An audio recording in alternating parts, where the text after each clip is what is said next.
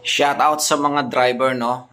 Share ko lang sa inyo mga busing. Ayon sa aking experience sa kalsada, ganito kasi yon. Hindi porket nasa right ubuwi ka or nasa tama ka ay tama ka na.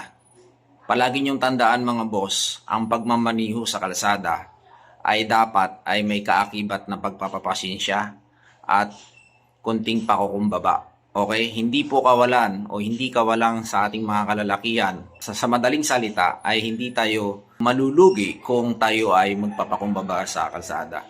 Ganito kasi yon. Ang ugali kasi ng mga ibang mga drivers dito sa atin, sa Pilipinas, kapag nasa right of way na sila, ay sila na daw yung tama. Hindi po tama yun mga boss. Mali po yun. For example, mayroon pong nag-counterflow, may nagsalubong po sa inyo ay karapatan mo na itama yung sarili mo, ay hindi ka na aalis, hindi ka na iiwas sa ganong sitwasyon. Kapag may mga kamuting driver na sumasalubong sa inyo mga busing, ang lagi nyong tandaan ang inyong for safety. Hanggat maaari ay gamitin nyo yung pagiging professionals driver nyo. Hindi nyo pwede sisisihin ng inyong mga passenger dyan kapag kayo ay na-aksidente.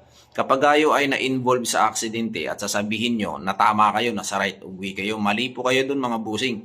Huwag nyo nang gayahin yung mga kamuting driver na nag-counterflow na nga, ay pilit nyo pang sasalubungin, tapos sasabihin nyo na kayo ay tama, nasa right of way kayo.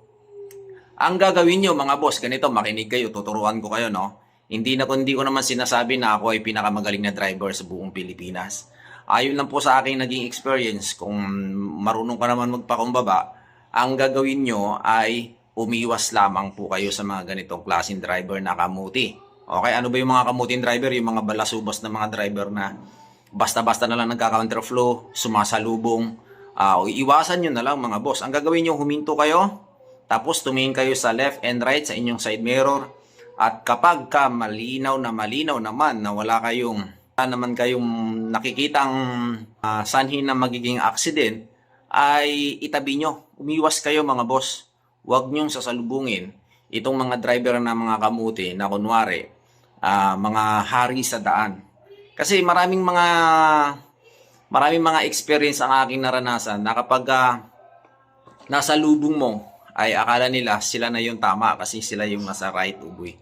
Lagi nyo tandaan mga boss, kapag kayo na-involve sa aksidente, ay hindi nyo na yan masisisi kung sino man ang inyong mga sakay. Parehas kayong ma-involve sa aksidente at pare-parehas kayong mapupurwisyo. Kaya hanggat maari, iwasan nyo yung mga taong driver na ito na mga kamote na akala mo hari ng daan.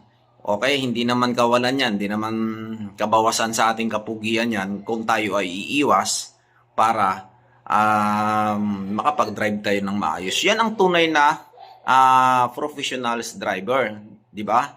So, shout out sa mga kapwa kong mga driver na mapagpapasinsyuso, di ba? Magpapakumbaba. Lagi nyo lang tandaan mga boss, kapag kayo yung nagmamaniho sa kalsada, isipin nyo palagi ang safety na makauwi kayo sa inyong mga pamilya. Yun lang, magandang umaga sa inyo lahat. Have a nice day.